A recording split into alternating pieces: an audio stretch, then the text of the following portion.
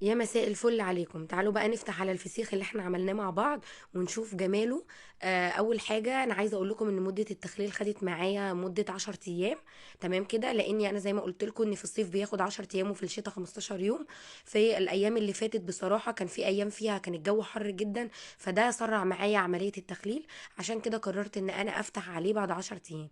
هبتدي بقى اقص كل الاكياس اللي انا مغلفاها بيها. وزي ما في الفيديو اللي فات شفتوا اني انا غلفت سمكة سمكة. تمام، شايفين بقى الجمال.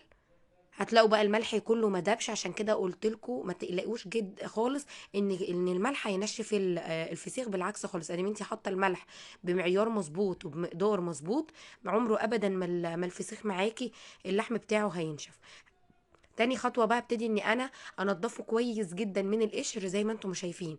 وبعدين بقى بعد ما انضفه، لاني انا حابة ان انا اخليه على نظافة، هفتح بقى بطنه بالمقص. طبعا المقص ده بقى معانا او سكينة اللي موجودة عندك. هبتدي بقى ان انا افتحه، وتاني خطوة هبتدي اني انا اتخلص من الراس.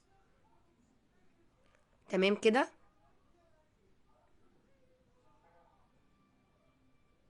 هفتح بقى عليه واقصه بقى بالشكل ده. وهقص بقى واشيل بقى سلسله الظهر، تتشال معاكي بكل سهوله حرفيا. مش هتلاقوا فيها ولا لحم ولا اي حاجه، واتشالت بكل سهوله. طبعا بقى لو في شوك او اي حاجه ببتدي اني انا اشيله. وهقص الجنبين زي ما انتم شايفين. بصوا اللحم لونه تحفة، لونه وردي وجميل وناعم. بصراحة الفسيخ ناعم زي الزبدة. حلو جدا جدا جدا. هبتدي بقى اجيب المعلقة، لان المعلقة بتسهل معايا عملية الخلي. عايزة اقول لكم احلى فسيخ معمول في البيت يا جماعة. اعملوه في البيت انضف واحلى بكتير. وطعمه تحفة. مش قادرة اقول لكم على جماله، انا كنت بدوقه وانا بعمله. بصراحة خطير. يعني الطبق بقى مع الزيت والليمون والبصل، بصراحة اكلة ما يتشبعش منها.